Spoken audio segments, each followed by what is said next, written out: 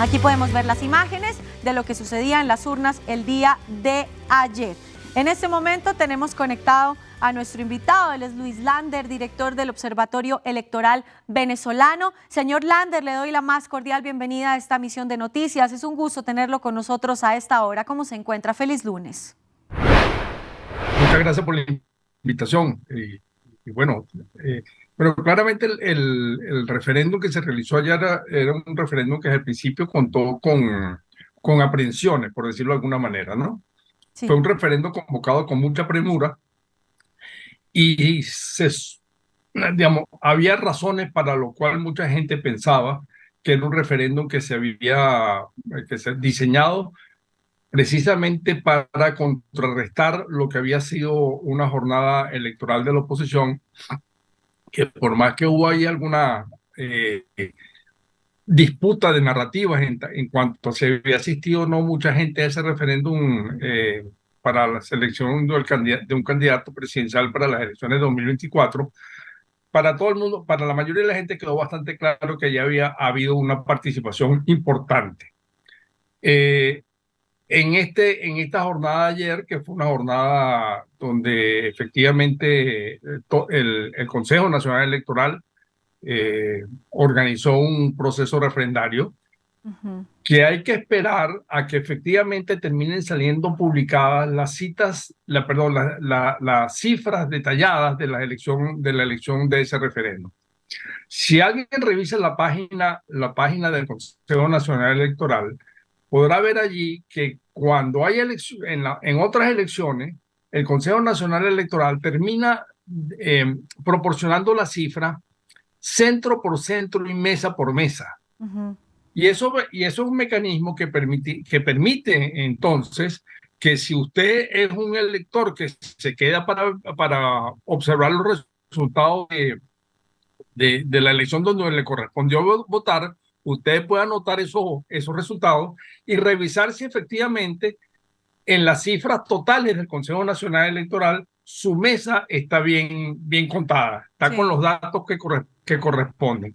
Ha habido algunas elecciones en Venezuela, como la elección de la Asamblea Constituyente del 2017, por ejemplo, que fue una elección donde se denunciaron múltiples irregularidades. Y esa es una elección que en la página electoral del Consejo Nacional no está con esos detalles. Está simplemente los resultados generales por municipio. Entonces, eso puede ser un indicador que nos permita a nosotros evaluar esta misma semana si los resultados esos que está anunciando el oficialismo sobre ese referéndum revocatorio son efectivamente ciertos o es nuevamente una cifra abultada que no reflejan realmente lo que ocurrió el día de ayer. Claro. Señor Lander, ¿cómo empezó esta disputa y por qué se le metió, digamos que en la cabeza al dictador Nicolás Maduro ir tras este territorio, más allá de que sea un territorio bastante rico en temas de petróleo y demás? Bueno, ese es un cuento viejo. Venezuela viene arrastrando eso. En el año 1899 hubo un laudo arbitral donde supuestamente se decidía la situación de ese territorio, competencia entre Venezuela y Guyana. Venezuela no participó de ese laudo arbitral. A nombre de Venezuela participó el gobierno de los Estados Unidos, y fue un arbitraje que se hizo en la ciudad de París. Ese arbitraje nunca ha sido reconocido por Venezuela como un arbitraje legítimo, porque, bueno, como dije, no estuvo presente en esa discusión y siempre consideró que sus intereses no fueron debidamente representados. En el año 1966,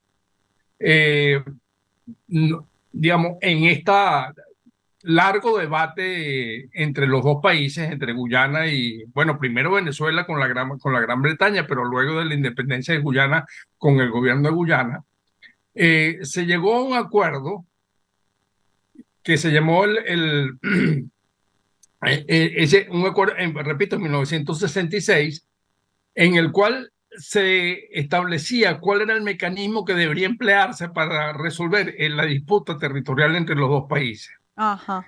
Y en ese acuerdo se establecía que eso tenía que ser por mutuo acuerdo. que la solución territorial entre los dos países tenía que ser negociada y por mutuo acuerdo. Eso se venía arrastrando durante estos últimos años y eso nunca ha podido llegarse a algún acuerdo definitivo. Y en los tiempos más recientes, eh, por una doble razón. Por un lado, el gobierno de Venezuela no se ha ocupado suficientemente en ese asunto para mantener efectivamente la discusión viva y defendiendo los intereses del país. Y por otra parte, Guyana ha comenzado a tomar algunas acciones digamos, estableciendo concesiones con algunas petroleras para que inviertan y produzcan gas y petróleo en ese territorio, cosas de ese tipo. Que entonces, bueno, nuevamente, aunado a eso, los resultados que mencioné de las elecciones primarias del 22 de octubre pasado, llevaron al gobierno de Maduro a llamar este referéndum, Sí. donde están allí 5 preguntas, en las cuales ninguna de ellas es así constitucionalmente demasiado clara y que en definitiva no debería producir ningún efecto real si la respuesta, como era de esperarse, fuera mayoritariamente, abrumadoramente mayoritaria por el sí a cada una de esas cinco preguntas. Y por supuesto que no está para nada hecho. Bueno, ¿qué hubiera pasado si en un referéndum consultivo, que no es de obligatorio cumplimiento, sino simplemente consultivo, si en un referéndum consultivo el pueblo venezolano hubiera dicho, no me interesa la Guayana Esequiba? ¿Qué hubiera pasado? El gobierno hubiera dicho, bueno, está bien, Guyana, cógete esos territorios. Cuando ese territorio, la disputa por ese territorio está claramente contemplado en la Constitución como una cosa que hay que continuar por el camino del Acuerdo de Ginebra de 1966. Pues señor Luis Lander, vamos a seguir muy pendientes de esta noticia que seguramente se va a seguir desarrollando a lo largo de la semana y del mes. Muy amable, muchas gracias por haber estado con nosotros aquí en esta misión en vivo de DNews y le deseamos una feliz semana. No, muchas gracias a ustedes, siempre a la orden.